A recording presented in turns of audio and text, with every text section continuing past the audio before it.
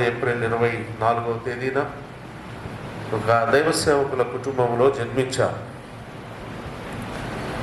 చిన్ననాటి నుండి కొంత బాల్యం అద్దెకిలో, కొంత బాల్యం బళ్ళారిలో. నా స్టడీస్ అంతా కర్ణాటకలోనే, కన్నడ ఫస్ట్ లాంగ్వేజ్ చదువుకున్నాను. 88 వరకు నేను బళ్ళారిలోనే ఉన్నాను. 1988 వరకు బళ్ళారిలో ఉన్నప్పుడు 1987వ సంవత్సరం వరకు చిన్నప్పటి నుండి మందిరానికి వెళ్ళడం, పాటలు ఊడవడం, చాపలేయడం, మందిరంలో పరిచయం చేస్తూ ఉండడం. అంత మాత్రమే కాకుండా సండే స్కూల్కి వెళ్ళడం, సండే స్కూల్లో కూడా యాక్టివ్గా ఉండడం, ఇలాగ సాగిపోతూ ఉంది. కానీ నాకు ప్రత్యేకంగా నేను కూడా మారు మనసు పొంది రక్షించబడితేనే పరలోకానికి వెళ్తాను అనే అవగాహన లేకుండా జీవిస్తున్నాను. ఎందుకంటే మా నాన్నగారి సేవకుడు, అద్దంకిలో దేవదాసు గారు మా మామయ్య గారి సేవకుడు. వాళ్ళకు పుట్టాము, వాళ్ళ ఇంట్లో పెరుగుతున్నాం. కాబట్టి మాకు పరలోకంలో ముందు సీట్లు ఉంటాయి అనుకునేవాడిని చిన్నప్పుడు. వెనక సీట్లు కూడా కాదు, ముందు సీట్లు ఉంటాయి మాకు, ఫ్రంట్ లైన్లో ఉంటాయి మాకు సీట్లు పరలోకంలో, రిజర్వేషన్ అనుకునేవాడు. అలాంటి ఒక ఆలోచన లేని స్థితిలో నేను పెరుగుతూ ఉన్నాను. సరైన స్పష్టమైన రక్షణ అవగాహన లేదు. అలాగే సాగిపోతూ ఉండగా 1987వ సంవత్సరం అక్టోబర్ నెల 25వ తేదీన బళ్ళారిలో ఒక దైవ సేవకులు, పాత వాళ్ళకి తెలుసు, హెచ్ఎస్ నెరిల్లా గారని, హెన్రీ సాలమన్ గారు, ఆయన ప్రభు పిలుపు అందుకుని ప్రభు సన్నిధికి వెళ్ళాడు. ఆ ప్రభు సన్నిధికి వెళ్ళిన సందర్భంగా ఆ సమాధి కార్యక్రమానికి, ఎందుకంటే బళ్ళారి సంఘాన్ని ప్రారంభించిన వారు ప్రభుదాస్ రెడ్డి అంకుల్ గారు నంద్యాల. వారు బళ్ళారి సంఘాన్ని వారికి అప్పగించి నాన్న వారికి నంద్యాల వెళ్ళిపోయారు. నాన్న అద్దెకి ప్రాంతం నుండి ఉద్యోగాన్ని రిజైన్ చేసి నంద్యాల ప్రాంతానికి, బళ్ళారి ప్రాంతానికి ప్రభుదాస్ అంకుల్ యొక్క సలహా మేరకు దేవుని నామాన్ని బట్టి హెచ్చరించడం ద్వారా బళ్ళారి దేవుని సేవ కొరకు వెళ్ళాడు. నెరిల్లా అంకుల్ చనిపోయారు. సమాధి కార్యక్రమానికి ప్రభుదాస్ రెడ్డి అంకుల్ గారు వస్తున్నారు. నాన్నగారు నన్ను రైల్వే స్టేషన్కి పంపించారు. ప్రభుదాస్ అంకుల్ వస్తున్నాడు, పోయి తీసుకొని రమ్మని.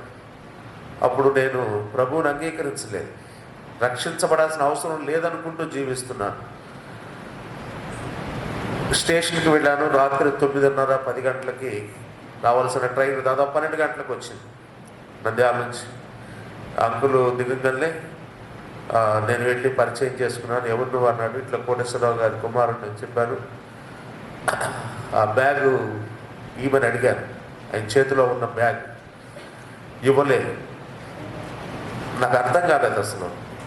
ఏంటి ఈయనకి నాకేమీ పగలేదు, ఈయన తీసుకురమ్మని మా నాన్న పంపించమేంటి, బ్యాగ్ ఇవ్వమంటే ఈయన అంటున్నాడని స్టేషన్ బయటకు వచ్చాం. నడుస్తూ ఉన్నాం. దగ్గరే చనిపోయిన దైవ సేవకుని ఇంటికి దగ్గరే నడుస్తూ ఉండగా నన్ను అడిగిన మొదటి ప్రశ్న, ప్రభుదాస్ అంకుల్ నన్ను అడిగిన మొదటి ప్రశ్న ఏంటంటే, నువ్వు రక్షించబడ్డావా అని అడిగాడు. నాకు అర్థం కాలేదు. రక్షించబడేది ఏంటంటే, నువ్వు రక్షించబడ్డావా, పాపక్షమాపణ పొందావా అన్నాడు. ధైర్యం చేసి లేదన్నాడు. అని అంటే, అట్టయితే నేను నా బ్యాగ్ నీకు ఇవ్వను అన్నాడు. నాకు మోసేట్లే, నాకేం అది లేదు. కానీ ఇంటికి వెళ్తే నాన్న అరుస్తాడు కదా, నేను పంపించింది ఎందుకు స్టేషన్కి, అప్పటికే పెద్ద ఆయన నువ్వు పంపించింది అంకుల్ బ్యాగ్ అంకుల్ చేత మోపిస్తూ తీసుకొచ్చావని ఆయన అడుగుతాడని సారికి మధ్యలో అంకుల్ కొంచెం దూరం నడిచిన, అంకుల్ ఆ బ్యాగ్ నేను తీసుకుంటానండి, డోంట్ టచ్ అనేవాడు. అసలు నాకు ఏమర్థమయ్యేది, ఈయనకి నాకు ఎప్పుడూ కమ్యూనికేషన్ లేదు, నా మీద ఎందుకు కోప్పడుతున్నాడు ఏమర్థమయ్యేది కాదు. విచిత్రంగా ప్రవర్తించాడు నా పట్ల. ఒక అసహ్య భావంగా, తిరస్కరిస్తున్నట్టుగా. అది నాకు చాలా బాధ అనిపించింది, చాలా వేదన అనిపించింది.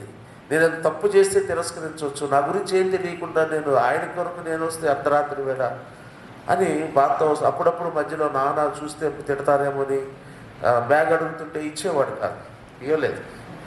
ఆయన బ్యాగ్ ఆయనే మోసుకుంటూ వచ్చాడు. వచ్చిన తర్వాత ఆ చనిపోయిన దైవ సేవకుడికి ముగ్గురు కుమారులు, మా నాన్నగారికి 5 కుమారులు. సరే, ఆ రాత్రి గడిచింది. పొద్దున్నే 26వ తారీఖు అక్టోబర్ నెల 1987 సంవత్సరం సమాధి కార్యక్రమం దగ్గర ఇక డెడ్ బాడీని తీసుకొని వెళ్ళబోయే ముందు ప్రభుదాస్ అంకుల్ గారు చక్కటి సువార్త చెప్తున్నాడు. సువార్త చెప్తున్నా అక్కడే పక్కన నేను కూడా నుంచుని ఉన్నాను. చెప్తూ ప్రసంగం అంతా అయిపోయిన తర్వాత ఒక చిన్న ఉపమానాన్ని నేను ముగిస్తాను, చిన్న ఉపమానం చెప్తాను అన్నాడు. ఉపమానం చెప్తానంటూ ఒక దేవుని సేవకుడు, ఆయన మరణించబోతూ ఉన్నాడు. ఆయనకు 5 కుమారులు అన్నాడు. పక్కన ఎవరో సహోదరులుండి, బ్రదర్ చనిపోయిన ఆయనకి 3 కుమారులు అన్నాడు. నాకు తెలుసు అన్నాడు. అని మరలా ఆ చనిపోతున్న దైవ సేవకుడు చనిపోబోతున్నాడు, ఆయనకు 5 కుమారులు అనగానే నాకు అర్థమైంది. ఓహో, నాకు ఎక్కిపెట్టాడు అన్న సంగతి నాకు అర్థమైంది. నేను గమ్ముండుచున్నాను. సరే, ఏం చెప్తాడులే, మనం ఎన్నో ప్రసంగాలు ఎన్నో చిన్నప్పటి నుంచి అని నాకు బిగుతున్నాడు క్లాస్ అనుకున్నాను మనసులో. ఒక చిన్న ఉపమానం చెప్తూ 5 కుమారులు, ఆ తండ్రి మరణ పడక మీద ఉన్నాడు. ఎందుకో ఈ మాటలు జ్ఞాపకం ఇప్పుడు సుందరరావు నిందాక చెప్పాడు, మా నాన్నగారి ప్రస్తుతం అలాగే ఉంది పరిస్థితి, ఈరోజు రేపు ఎల్లుండి అన్నట్లా ఉంది పరిస్థితి. నేను ఇక్కడ కూడా రాలేనేమో అనుకున్నాను. ఆ తండ్రి మరణించబోతూ ఉండగా తన 5 కుమారుల దగ్గరికి పిలిచి వారితో మాట్లాడి, నేను వెళ్ళిపోతున్నాను అని మొదటి 4 కుమారులతో వారికి టాటా చెప్పాడు. చివరి వాడైన చిన్నవాడు 5వ కుమారుడిని దగ్గరికి పిలిచి గుడ్ బై చెప్పాడు అన్నాడు. ఆ వయసులో నాకు ఆ రెండింటికి ఉన్న వ్యత్యాసం ఏంటో నాకు అర్థం కాలేదు. అప్పుడు మరలా వివరించాడు. అప్పుడు చిన్న కుమారుడు ఇలా అడిగాడు వాళ్ళ నాన్నని, ఇది ఉపమానంలాగా చెప్పేస్తున్నాడు. నాన్న, ఆ అన్నయ్య వాళ్ళకి ఎందుకు టాటా చెప్తున్నావు, నాకెందుకు గుడ్ బై చెప్పావు అన్నప్పుడు ఆ తండ్రి ఆ చిన్న కుమారుడితో ఇలాగన్నాడు. అప్పుడు దాకా తమాషాగా వింటున్నాను, కానీ ఆ చివరి బాణం వదిలాడు, తట్టుకోలేకపోయాను నేను అసలు. అప్పుడు ఆ తండ్రి ఆ చిన్న కుమారుడితో ఇలాగన్నాడు, వారు ప్రభువుని నమ్ముకున్నారు, రాత్రి నేను ఏదైతే రక్షించబడలేదన్నానో దాన్ని మనసులో పెట్టుకొని ఆయన ఆలోచించాడేమో, ఆ రాత్రి నా గురించే ప్రార్థన చేశాడేమో. ఆ క్షణాన ఆ 4 కుమారులు ప్రభువుని నమ్ముకున్నారు, వారు పరలోకానికి వస్తారు. కాబట్టి వారు నేను మళ్ళీ కలుసుకుంటాను పరలోకంలో, కాబట్టి అందుకే వారికి టాటా చెప్పి వెళ్ళిపోతున్నాను. నువ్వు ప్రభువుని నమ్ముకోలేదు, రక్షించబడలేదు, కాబట్టి నేను ఎప్పటికీ ఇంకా కలుసుకోను, శాశ్వతంగా నాకు దూరం అయిపోతున్నావు, అందుకే నీకు గుడ్ బై చెప్పేస్తున్నాను అని అన్నాడు. అని ఆ తండ్రి మరణించాడు అన్నాడు. నేను ఎక్కడైతే నుంచోనున్నానో భూమి అంతా కంపించినట్టుగా పరిశుద్ధ ఆత్మదేవుడు నన్ను ఒప్పింప చేయడం నేను స్పర్శించగలిగాను. ఆ క్షణాన నేను ఏ స్థితిలో ఉన్నానో, నా స్థితి ఏంటో నాకు అర్థమైంది వెంటనే. అయినా మొండిగా ఆ దినాన్ని కూడా అలాగే గడిపేశాను. 26వ తారీఖు అయిపోయింది సమాధి కార్యక్రమం. అంకులు వెళ్ళిపోయారు. ఆయన ఆ చెప్పిన ఉపమానం, ప్రసంగాలు తెలియదు కానీ నాకు ఆ ఉపమానంలో చివరి మాట నన్ను గట్టిగా పట్టుకుంది. ఆ తర్వాత 27వ తేదీ మరుసటి రోజు మరి ఒక స్థలంలో యూత్ మీటింగ్ జరుగుతూ ఉంటే అక్కడికి వెళ్ళాను. అక్కడికి వెళ్తూ ఉండగా అక్కడికి వచ్చిన ఒక కేరళ చెందిన ఆయన, ఎవరో నాకు తెలియదు, పేరు చిన్న ఉండేటప్పుడు ఆ దైవ సేవకుడు సువార్త చెప్పి లాస్ట్లో ఆల్టర్ కాల్ ఇస్తూ ఉన్నాడు. ఎవరైనా తీర్మానం చేసుకునేవారు, చక్కటి సువార్త చెప్పి తీర్మానం చేసుకునేవారు, ఈ రాత్రి వెర్రివాడ, ఈ రాత్రి నీ ప్రాణము, ఇందాక వెంకటరామ నాకు జ్ఞాపకం చేశాడు, వెర్రివాడ ఈ రాత్రి నీ ప్రాణం నేను అడుగుచున్నాను అనే మాట పదే చెబుతూ, ఈ రాత్రి నీ ప్రాణాన్ని అడుగుతున్న ప్రభు నిన్ను రక్షించాలనుకుంటున్నాడు. ఆయన ఆల్టర్ కాల్ ఇస్తున్నప్పుడు వెళ్ళి లైన్లో నుంచున్నాను తీర్మానం చేసుకుందామని. కానీ ఏదో ఒక బిడియం భయం, ఏంది ఇప్పుడు నమ్ముకుంటున్నాడా సన్ని అని అనుకుంటారేమో డౌట్ వచ్చి తీర్మానం చేసే టయానికి మళ్ళీ తప్పుకొని వచ్చేసాను. వచ్చానే కానీ పరిశుద్ధాత్మ దేవుడు నన్ను ఒప్పింపజేస్తున్నాడు. ఆ రాత్రి ఇంటికి వచ్చి 27వ తేదీ అక్టోబర్ నెల 1987 సంవత్సరం పడకలో నేనే నా ప్రభువును సొంత రక్షకుడిగా అంగీకరించి రక్షణ అనుభవాన్ని పొందాను. ఆ తర్వాత 88లో నేను తిరిగా అద్దెకి రావడం జరిగింది. 90వ సంవత్సరం ఆగస్టు నెల 8వ తేదీన బాప్తిసం ద్వారా అద్దెకి స్థానిక సంఘములో చేర్చబడ్డాను. నాటి నుండి సంఘములో పరిచారకుడుగా, కొంతకాలం సంఘ పెద్దగా 2008వ సంవత్సరం డిసెంబర్ 9వ తేదీన సంపూర్ణ దేవుని సేవ కొరకు ప్రతిష్ఠించబడ్డాను. అలాగే నా భార్య పేరు హన్న. నాకు 2 పిల్లలు, ఒక బాబు ఒక పాప. బాబు బీటెక్ కంప్లీట్ అయ్యి రేపు 23వ తేదీ మెయిన్స్ ఎగ్జామ్ రాయబోతున్నాడు గ్రూప్ 2. పాప ఎంఎస్సి ఫిజిక్స్ చేస్తుంది నాగార్జున యూనివర్సిటీలో. 2 ప్రభువుని అంగీకరించారు. వారు కూడా ప్రభువుని ఆరాధిస్తున్నారు. బాబు పరిచర్యలో ఉపయోగపడుతున్నాడు. మాకున్న సంఘంలో చుట్టుపక్కల ప్రాంతాల్లో దేవుని సంఘ సేవా పరిచర్య చేస్తున్నాను. అలాగే దేవుడు నాకు ఇచ్చిన గొప్ప భాగ్యంగా నేను భావిస్తున్నాను. నాటి నుండి సంఘ పరిచర్యలో ఎదుగుతూ దేవుని వాక్యంలో అనేకుల ద్వారా ప్రోత్సహించబడుతూ ముందుకు సాగుతూ ఉన్నాను. ఈ క్రమంలో మీ దగ్గరకు రావడం జరిగింది. మంచిది. ఈ సమయంలో సుందరరామన్న ఇప్పుడు పాడిన పాట చాలా అద్భుతంగా ఉంది. ఎందుకంటే అన్నపానము లోటు రానియకుండా అని మొదటి వచనంలో అన్నాడు కదా, అది మీకు సంతోషాన్ని కలిగించింది. అన్నపానము లోటు రానియకుండా చూస్తానన్నాడు, పాడి వినిపించాడు. కాబట్టి భోజనాలు ఇక్కడే, కాబట్టి అందరికీ భోజనాలు ఇక్కడే అన్నా, అందరికీ భోజనాలు ఇక్కడే కాబట్టి మీరు ఎక్కడికి పోరు, నేను ఎంతసేపు చెప్పిన వాక్యం.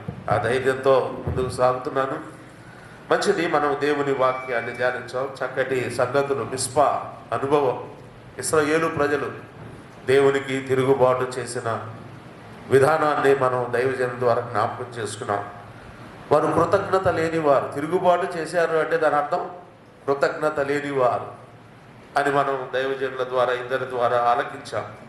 కొద్ది నిమిషాలు మనము మరికొన్ని సంగతుల వైపు మనం ధ్యానానికి వెళదాం. దయచేసి అపోస్తుల కార్యముల గ్రంథం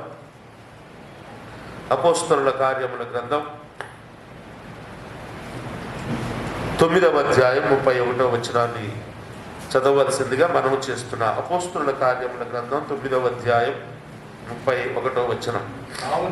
కావున యూదయ, గలిలయ, సమరయ దేశములంతటా సంఘము క్షేమాభివృద్ధి నొందుచు సమాధానము కలిగి ఉండెను. మరియు ప్రభువునందు భయమును పరిశుద్ధాత్మ ఆదరణయు కలిగి నడుచుకొనుచు విస్తరించుచుండెను. చాలు. కరుణా సంపూర్ణమైన మా ప్రియ పరలోకపు తండ్రి, చదవబడిన లేఖనాన్ని మా కొరకు దీవించండి. ముందు మాట్లాడిన మీ దాసులు మాట్లాడిన సంగతులు మా హృదయంలో భద్రపరుచుకొని మరికొద్దిసేపు మీ మాటలు వినడానికి మేము చేరి వచ్చుంటుండగా నాతో మాట్లాడమని మా ప్రభువును రక్షకుడైన యేసుక్రీస్తు వారి పేరట వేడుకొని ప్రార్థిస్తున్నాము తండ్రి. ఆమేన్. ప్రభునందు ప్రియులారా, మనమందరము కూడా స్థానిక సంఘాలలో అక్కడక్కడ ప్రభువు మనకు ఇచ్చిన అనుకూలతలను బట్టి స్థానిక సంఘాల్లో ప్రభువును ఆరాధిస్తూ ఉన్నవారమే.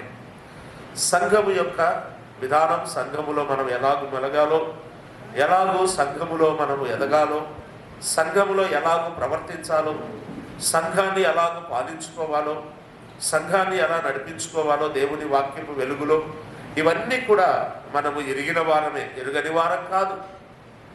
దేవుని సంఘము క్షేమాభివృద్ధి చెందాలి అనే ఒక మాటను మనం చదువుకున్నాం. ఈ అపోస్తుల కార్యముల గ్రంథం ఒక ప్రత్యేకమైన గ్రంథం. అన్ని గ్రంథాలలో దీనికి ఒక ప్రత్యేకత సంచరించుకున్నట్టుగా మనం చూస్తాం. అపోస్తుల కార్యముల గ్రంథములో మనం చదువుకున్న 9వ అధ్యాయం 31వ వచనములో కొన్ని మాటలు కొంత ఆశ్చర్యాన్ని కలిగించే మాటలుగా ఉన్నాయి. చూడండి, 9వ అధ్యాయం 31వ వచనం నేను చదువుతున్నాను.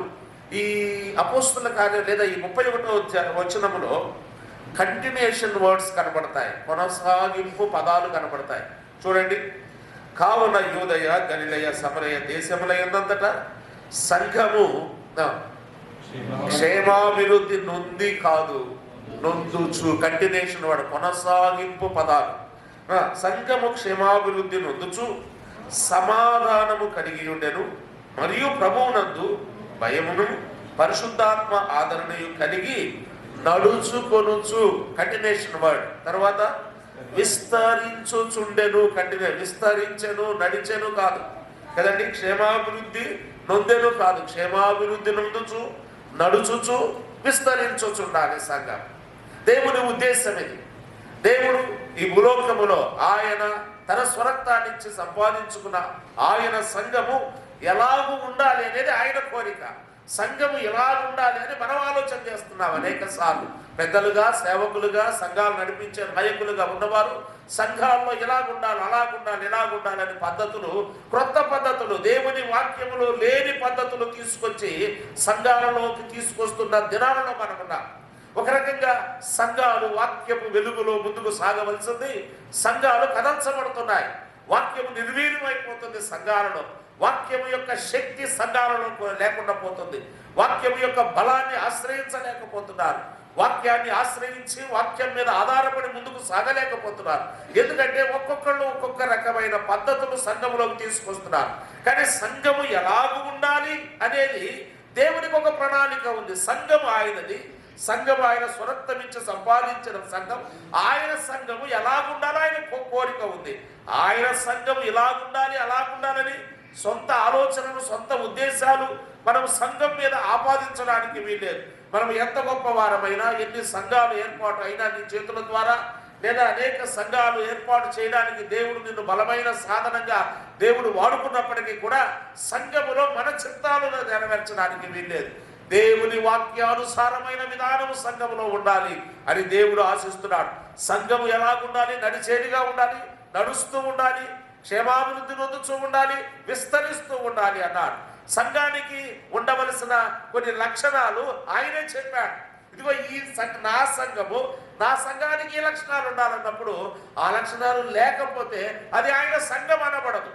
దాంట్లో ఇంకా ప్రత్యేకత ఏం అవసరం లేదు. మనకు తెలుసు కదా, షిలోహును విడిచిపెట్టి వెళ్ళిపోయాడు. 71వ కీర్తన అనుకుంటాను చూడండి. షిలోహు చరిత్ర మనకు తెలుసు, షిలోహు యొక్క వైభవం మనకు తెలుసు. అన్న సమూయేలును పొందిన స్థలం అది. ఎంత గొప్ప చరిత్ర కలిగిన సంఘం, చరిత్ర దేవుడే స్థాపించాడు అది అనే మాట చూడండి. 78వ కీర్తన 60వ వచనం. 78వ కీర్తన 60వ వచనం. షిలోహు మందిరమును, ఏ మందిరం అంట? పేరు ఏదైనా ఉండవచ్చు. షిలోహు మందిరమును తాను మనుషులలో స్థాపించిన. ఎవరు స్థాపించాడు? పాత నిబంధనలో మందిరమైన, క్రొత్త నిబంధనలో మందిరం. అపోస్తుల కార్యం 20:28 వచనం మనకు తెలుసు కదా. తన స్వరక్తమించి సంపాదించిన తన సంఘం అన్నాడు. ఇక్కడ కూడా తాను స్థాపన చేసిన అంటున్నాడు. పాత నిబంధనలైనా క్రొత్త నిబంధనలైనా సంఘ విధానం ఒకటే ఉందండి. దేవుడే స్థాపించేవాడు సంఘాన్ని, దేవుడే రూపించేవాడు. ఒకవేళ సంఘాన్ని ఏర్పాటు చేయడానికి దేవుడు బలమైన సాధనాలుగా కొంతమందిని వాడుకోవచ్చు. అలాగే మనం చెప్పవచ్చు. అది కదండి, అప్పుడప్పుడు మనం అటువంటి చాలా చోట్ల ఎన్నో తిరుపతిలో సుందరరావు గారి గట్టిన సంఘం ఉందండి, తిరుపతిలో రవి మనోహర్ గారి గట్టిన సంఘం ఉందండి. అంటే అడ్రస్ కోసం చెప్తూ ఉంటారు, అంటే గుర్తు కోసం. కానీ సంఘాన్ని కట్టేవాడెవడు? దేవుడే. సంఘాన్ని కొన్నవాడు, కన్నవాడు ఆయన సిలువలో. ఆయన అమూల్యమైన రక్తాన్ని ధారపోసాడండి. అందుకే పాత నిబంధన తాను మనుషులలో స్థాపన చేసిన గుడారమును ఆయన విడిచిపెట్టి. ఎంత విచిత్రంగా ఉంది, ఎంత ఆశ్చర్యాన్ని. ఒకవేళ ఈ శిలోకు వేరు, ఆ శిలోకు వేరు అనుకోవడానికి లేదు. దేవుడే స్థాపించాడంట. ఆయనే తన సంఘాన్ని, తన మందిరాన్ని స్థాపించాడు షిలోహులో. దాన్ని ఆశీర్వదించాడు. అనేకులు ఆశీర్వదించబడ్డారు ఆ షిలోహు ద్వారా. ఆశీర్వదించబడినప్పటికీ కూడా చెప్పండి, సంఘానికి ఉండవలసిన లక్షణాలు దానికి లేని కారణాన ఏం చేశాడంట? దాన్ని విడిచిపెట్టి వెళ్ళిపోయాడు. ఏ సంఘాన్ని అయినా విడిచిపెడతాడు సుమా. ఎవరు పెద్దవారు, నాయకులు, గొప్ప నాయకులు ఉన్న సంఘాలైనా దేవుని వాక్యానుసారమైన విధానం, దేవుడు తనకు కావలసినట్లుగా లేకపోతే ఆ సంఘాలను దేవుడు విడిచిపెడతాడని మనం గమనించాలి. షిలోహు ఆనాడు కదండి ఎంత చరిత్ర కలిగిన సంఘం అన్న. ఆ షిలోహు మందిరములోకి వెళ్ళి ప్రార్థించి సమూయేలును పొందిందండి. పౌలుడైన సమూయేలు పిలువబడిన స్థలం అది. అంత గొప్ప చరిత్ర కలిగిన సంఘాన్ని దేవుడు విడిచిపెట్టడానికి ఏమాత్రమూ ఆలోచించలేదు. ఎందుకు అంటే ఆయనకు కావలసినట్టుగా 1995 సంవత్సరం జనవరి 5వ తారీఖు నా వివాహం జరిగింది. 30 ఏళ్ళు అయిపోయాయి. అప్పుడే అయిపోయానట్టుంది. బెంగళూరు వెళ్ళాం. సూటు క్లాత్ రైమండ్ షోరూంలో సెలెక్ట్ చేస్తున్నాం. మా రెండో అన్నయ్య, నేను, మా మూడో అన్నయ్య. ఏ కాడకి ఇది బాగలేదు, అది బాగలేదు, అది బాగలేదు, ఇది బాగలేదు అంటున్నాడే కానీ నేను ఏది సెలెక్ట్ చేసుకుంటున్నా కూడా ఈ కలర్ వద్దు అంటున్నాడు మా రెండో వాడు. వేసుకునేది నేనా నువ్వు అని చూసి చూసి చూసి పాపం వచ్చింది. ఎందుకు? నాకా డబ్బులు లేవు. మా రెండో అన్న డబ్బులు పెట్టి సూట్ కొనిస్తున్నాడు నాకు. బెంగళూరు రారా అక్కడ తీసుకున్నట్టు అద్దెకి నుంచి వెళ్ళా. ఈడేమో ఏమన్నా అంటే అని చెప్పి కాబట్టి నాకేం నచ్చని కలర్లో అవి తీసుకో బాగుంటుంది అంటే రొటీన్ కలర్ అంటున్నాడు. చూసి చూసి చూసి పాపం వచ్చి సూట్ వేసుకునేది నువ్వు అని అన్నాడు. అప్పుడు అర్థమైంది వాడికి నా బాధ. నాకు నచ్చినట్టుగా నా సూటు ఎట్లుండాలి? నాకు నచ్చినట్టుగా ఉండాలి. ఆఫ్టర్ మనం వేసుకునే దుస్తులు ఇంకొకళ్ళు సెలెక్ట్ చేస్తే మనకు గిట్టుందా? మా పాప ఉంటుంది. మా పాపని చిన్నప్పటి నుండి ఆ పాప సెలెక్ట్ చేయడానికి తీసుకెళ్తే నేను అది బాగుంటుంది, ఇది బాగుంటుంది, అది బాగుంటుంది అంటే ఇక ఏదో ఒకటి తీసుకొని వచ్చినాక వాళ్ళ మమ్మీ కంప్లైంట్ చేస్తుంది. పప్ప అక్కడికి తీసుకెళ్ళి ఆయనకి ఇష్టమైందే కొని పెడతాడు. డ్రెస్ ఎంతకాలం వేసుకుంటామండి? కొంతకాలం వేసుకున్నాం, తర్వాత తీసేస్తాం. మరి మనం వేసుకునే డ్రెస్ మనకు ఇష్టమైనట్టుగా ఉండాలి అని అనుకుంటున్నాం కదా. మరి అలాగైతే డ్రెస్ కాదండి, సంఘాలు డ్రెస్సులు కాదండి. డ్రెస్సులు మార్చినట్టు మార్చడం, డ్రెస్సులకి ఆకారాలు మార్చినట్టు మార్చడం కదండి. డ్రెస్సులు ఎప్పుడెప్పుడు మారుతాయి? ఒక 10 సంవత్సరాల క్రితం ఫ్యాషన్ ఇప్పుడు వేస్తారా? ఇప్పుడు వచ్చేవాళ్ళు మళ్ళీ 10 సంవత్సరాలు అయితే కొత్త ఫ్యాషన్లు మారిపోతాయి. డ్రెస్సులు రకరకాలు కదండి. మేము మొట్టమొదటి ప్యాంట్ వేసుకున్నప్పుడు బెల్ బాటమ్ ప్యాంట్ అని ఉండేది. అది 82వ సంవత్సరంలో 83 ఆ ప్రాంతంలో మొట్టమొదటి ప్యాంట్ కుట్టిస్తే బెల్ బాటమ్ కింద జిప్పు బజార్లో ఊడ్చుకుంటూ వెళ్ళేవాళ్ళం. తర్వాత ఎన్ని రకాల ప్యాంట్లు చూసాం. డ్రెస్ మారుతూ ఉంటుంది కానీ సంఘము మారేది కాదు. అది ఆయన సంఘము, ఆయన స్థాపించిన సంఘం. కాబట్టి సంఘములో కొన్ని పద్ధతులు ఉండాలి. అది సంఘము క్షేమాభివృద్ధి చెందాలి, నడుస్తూ ఉండాలి. అపోస్తుల కార్య గ్రంథం ప్రత్యేకత ఏంటంటే అపోస్తుల కార్యముల గ్రంథములో మీరు గమనించండి, నేను ఒక్క వచనంలోనే 3 మాటలు చూపించాను. మీరు గ్రంథం అంతా వెతికితే 100 మాటలు దొరుకుతాయి. ఏది? Continuation words. చూద్దామా? ఊరిక మొదటి అధ్యాయానికి రండి. ఊరిక మీకు జ్ఞాపకం, ఇది జస్ట్ ఉపోద్ఘాతంగా చెప్పుకొని వెళ్ళిపోదాం. ఈ వర్తమానం మొదటి అధ్యాయానికి రండి. నేను చెప్పే వచనాలు గమనించండి. 3వ వచనం, ఆయన శ్రమ పడిన తరువాత 40 దినముల వరకు వారికి అగుపడుచు, కంటిన్యూషన్ పడది. తర్వాత కింద దాని కింద బోధించొచ్చు. ఆ వచనాలే చదువుతాను, మాటలు చదువుతున్నాను. బోధించొచ్చు ఉందా? కింద 9వ వచనములో ఈ మాటలు చెప్పి వారు చూచుచుండగా కదండి. కింద లైన్లో 3వ లైన్లో చూడండి, వెళ్ళుచుండగా తేరి చూచుచుండిరి. ఉన్నాయా? చూచుచున్నవాడు. తర్వాత 14 ఆఖరి మాట, ప్రార్థన చేయుచుండిరి. ఆ తర్వాత 22వ వచనంలో సంచరించుచుండిన అనే మాట. ఇలాగూ మీరు వెతుక్కుంటా వెళ్ళండి. ఎడదెగక ఉండిరి అపోస్తులు కదండి. కూడుకొనుచు, ఏదో 2వ అధ్యాయం ఆఖరిలో మాటలు చెప్తున్నారు. కూడుకొనుచు, ఇంటింటా రొట్టె విలుచుచు. ఉన్నాయా? వెళ్ళుచుండగా 3వ అధ్యాయం 1వ వచనం, దేవాలయంలోకి ఎక్కి వెళ్ళుచుండగా. ఇలాగ మీరు చూసుకుంటూ వెళ్ళండి. నేను 2 అధ్యాయాల్లో చూపించాను. కొల్లలు ఉంటాయి. దాన్ని బట్టి అపోస్తలుల కార్యముల గ్రంథం ముగించబడిన గ్రంథము కాదు. మిగతా గ్రంథాలన్నీ ముగించబడ్డాయి కానీ అపోస్తలుల కార్యములు భూమి మీద జరుగుతూనే ఉన్నాయి. ఆది అపోస్తలుల కార్యములు ముగించబడ్డాయేమో కానీ అపోస్తలుల కార్యములు భూమి మీద జరుగుతూనే ఉన్నాయి. ఉంటాయని దాని అర్థం. ఆఖరి అధ్యాయం ఆఖరి వచనం చూడండి, గ్రంథం ఏమైనా కంక్లూజన్ వచ్చినట్టుగా ఉందేమో చూడండి. ప్రతి చోట కదండి ముగింపు మాటలు ఎలాగుంటాయి, ప్రభువైన యేసుక్రీస్తు యొక్క కృప మీకు తోడైండును గాక ఆమేనంటూ కదండి ముగింపు మాటలు కనబడతాయి. ఆఖరి అధ్యాయం ఆఖరి వచనం చదవండి ఎవరైనా. ఏ ఆటంకమును లేక పూర్ణ ధైర్యంతో దేవుని రాజ్యమును గురించి వినండి. కంటిన్యూషన్ వాడు ప్రకటించొచ్చు.